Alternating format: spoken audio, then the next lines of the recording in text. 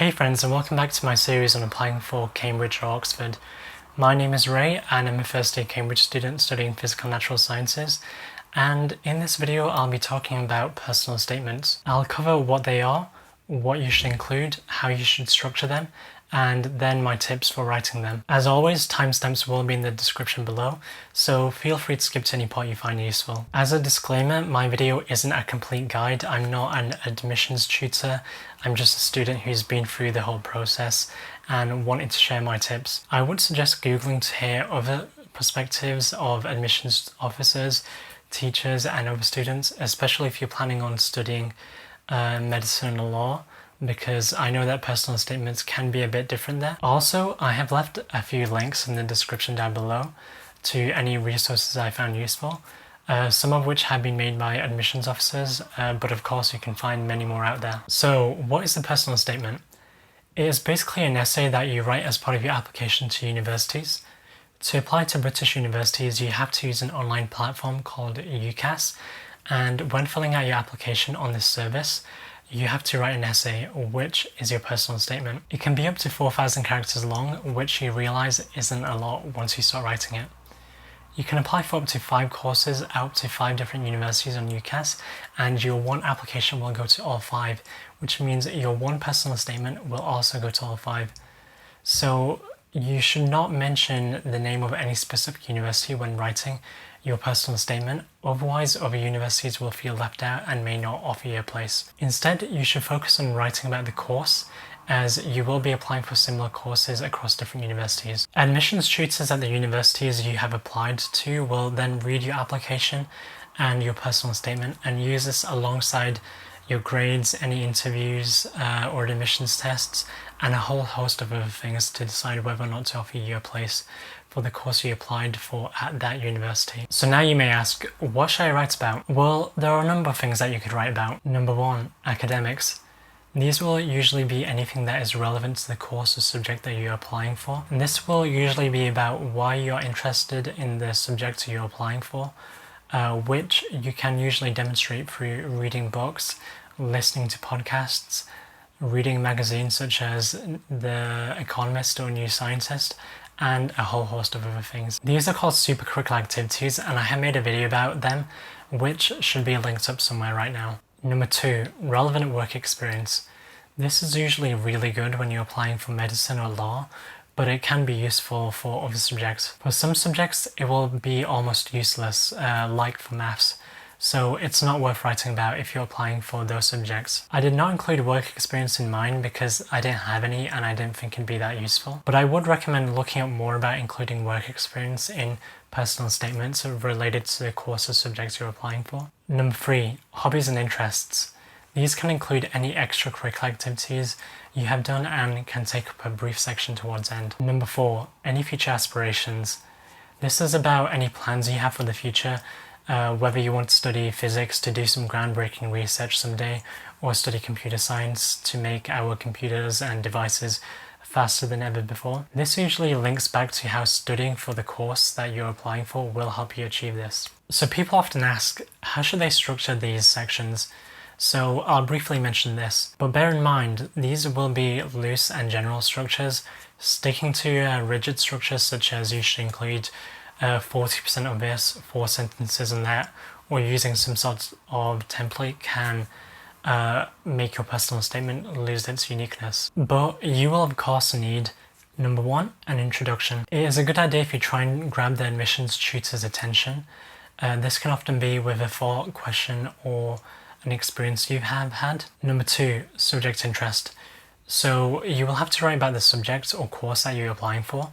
It is good if it flows nicely from your introduction, and there is no clear structure that you should follow when writing this. But if you're applying for subjects that would like to see work experience, such as medicine and law, then it's a good idea to include that in this section. Number 3, extracurriculars or hobbies and interests. It can be a good idea to include these, even though Oxford and Cambridge do not care about extracurriculars which are not relevant to the subjects you're applying for. Other universities usually like to see them. You can also show that you have transferable skills in this section. If you haven't heard of the term transferable skills before, They're basically any skills you have picked up by doing one thing, which you can transfer for another thing that you are or will be doing. For example, tutoring students on the weekend may have helped you develop organization and communication skills, which can be beneficial for studying your course at university. I would suggest Googling transferable skills so you can see a few more examples. Number 4, conclusion. Finally, you should add some closure to your personal statement, which is done in the form of a conclusion. During this, sum up any key skills you have to offer. You can also outline any future aspirations you may have and how studying the course or subjects at university will help you achieve this. This is a general order that I find many people use when writing personal statements. When you're applying for Oxford or Cambridge, you usually hear that personal statements should be roughly 80% academic, 20% extracurricular. This can vary on a subject by subject basis though. I have many friends studying maths who did a roughly 90% academic and 10% extracurricular personal statement, and they were fine. And now for my tips on writing them. Number 1, write more about less. When writing about academics, supercurricular activities, and any work experience you may have done, it is better to focus on a few examples and write more about them. It can be tempting to just list everything you have done, but it's usually much better to pick 1 or 2 or 3 of these and write in more detail about them. This is because Oxford and Cambridge are more interested in how you have benefited from the things you have done rather than the things themselves. So you could mention how reading a book on X has changed your perspective on Y time in history, or that volunteering for such and such a charity has helped you develop an understanding of the injustices going on in the world and how that's inspired you to pursue law so you can combat these injustices. Number 2, show, don't tell. When writing about yourself as a person, you may write that you're organized, you're good at communicating, you have time management skills, and you have teamwork skills and so many other things. But it's much better to give examples of these things because anyone can write that they're good at such and such a thing but have no evidence to back it up. This links to writing about any transferable skills you may have gained from any of your extracurricular activities. There's a great and funny 40-minute talk by an admissions tutor at Imperial College, which completely changed my perspective on this, so I would highly recommend watching it. There is a link down below in the description if you're interested. You should also use this to back up your interest in your course. Rather than writing, I am really interested in biology, back it up with some supercurricular activities you will have done. Number 3, ask others to read it, especially teachers. It can be easy to think that your personal statement is great, but it's not until you give it to someone else and ask them to offer you constructive criticism, at which point you realize you were wrong. After you receive feedback from others, you should redraft your personal statement and make it better and ask for feedback again. Then just repeat this process until you're happy. Remember that it's an iterative process. You won't get it good first time, and you may have to go from anywhere between 4 to 10 drafts, and that's completely normal. But remember that during this process, you do not have to make all the changes your teachers recommend. It's your personal statement and it's not theirs. It needs to sound like you and not them. If your teacher asks you to change something and you don't agree with that change, it can be a good idea to politely ask them why they think that change should be made, so you can understand their reasoning and make your own judgment about whether it should or shouldn't be changed. Number 4, reflect and think deeply about the things you're writing about. Including some original thoughts is good, especially if you're applying for humanities. You want to show them that you're a student who thinks hard about their subject and is therefore interested. It can be helpful in interviews in case the interviewer asks you about that specific aspect of your personal statement. You will be more prepared because you would have thought about it beforehand. Number 5, sleep on it. You won't be able to write your entire personal statement in one day.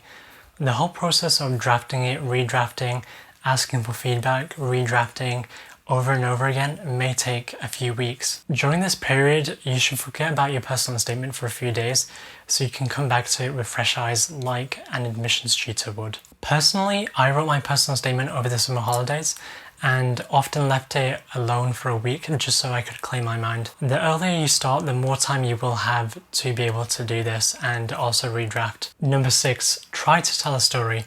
I find it's much more enjoyable for others to read your personal statement and see that there's a story happening here. For example, you could read an article on New Scientist which led you to pick up a book on the topic, and that led you to contact someone at a local university to do a lab placement, which you then blogged about, or you made a video about, or you made a presentation about for other students. Basically, the possibilities for a story are endless. It helps add some flow to your personal statement and can help you avoid just listing things and not going into detail, which is the last thing you want to be doing. And now for my don'ts. Number 1, don't write cliches. These can be very common words and phrases that people overuse when writing personal statements, and admissions tutors just get sick of seeing hundreds of thousands of these cliches. If your personal statement does have a cliche, then they can get bored quite quickly, so you want to avoid these. Common cliches can include, I have always been interested in physics since I was a child, or for as long as I could remember I have been passionate about the works of William Shakespeare or something like that. Number 2, don't include quotes. It's often better to write your own thoughts on subjects and not someone else's. And number 3, don't mention books you have not read. It would give a really bad impression to the interviewer if you write about a book and if they end up asking you about it but you haven't read it and you don't know what to say, then they're not going to be very happy. Likewise, don't mention 5 different books because your interviewer could ask you a question on any of those 5. Like I said, write more about less. Number 4, don't start writing the introduction if you don't know what to write. Writing the introduction is the hardest part, and you can always come back to it after writing the rest of your personal statement. Don't try to avoid writing a personal statement just because you can't think of a good introduction at that moment. Also, you can read through many examples online of good introductions and even ask your teachers for help. And finally, here are my other tips. Number 1, remember that if you can't fit everything that you want on, you can ask your teacher to add it into their reference. They will also get up to 4,000 characters to write about you for their reference. For my case, there were a few things I wanted to include but didn't have room for, so I asked my teacher to include them for me in her reference. Also, on that note, if you have experienced any extenuating circumstances or hardships, it's better to ask your teacher to include them in their reference rather than you including it in your personal statement, because you want more room to be able to focus on your subject. But definitely, if you have any, these should be included in the reference because it helps admissions tutors put your application into context. And finally, remember, your personal statement isn't everything. You still have to prepare for any admissions tests you will have and any interviews you may have. Someone with a decent personal statement with a good admissions test and a good interview score is more likely to be made an offer than someone who has a fantastic personal statement but a terrible admissions test and interview score. Just try and do your best. And finally, a common question I hear people asking is it okay if I read examples of personal statements online? So other people often warn against reading examples because they can lead you to plagiarize, and UCAS has a plagiarism detection system. So if at least 10% of your personal statement is plagiarized, it will notify all the universities you have applied for and let them know that you've plagiarized. However, other people say that you can learn a lot by reading other people's personal statements, especially when reading good and bad examples and comparing the two, so you can figure out how you should be writing. But here's my 2 cents on the situation. I think it's okay to read personal statements online to help you understand structure, formatting, different styles of writing, and much more, especially when it comes down to writing a personal statement on your specific subject or course. But I think it can also lead you to lose your voice because you might start copying someone else's style. So I would recommend that you try and write as much as you can in your own words and then look at other people's personal statements if you want to, so you can see how you can improve yours in any way. But remember, many of the personal statements you see online aren't perfect examples.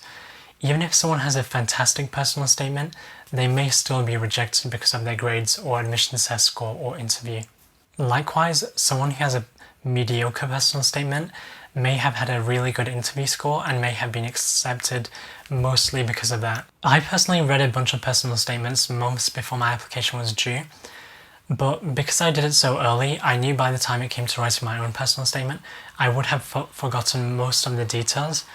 But I still made a few notes on structures and cliches to avoid, and any styles I thought were quite nice. I also found reading examples helped me get a feel of what is a good personal statement and what is a bad personal statement, so I could kind of judge mine more objectively. And that's basically it. If you want more advice by admissions officers who actually read them, then I would highly recommend checking out some of the links I put in the description. If you want to see me break down my personal statement and talk about the good parts and the parts I would improve looking back on it, then I would recommend watching my other video in my series. But if you're here super early and have like months to go, even a year, then I would recommend brainstorming what you would include if you started writing it, and then deciding which supercritical activities you want to write about or want to then do and write about. Anyways, thanks for watching. If you found the video useful, then leave a like.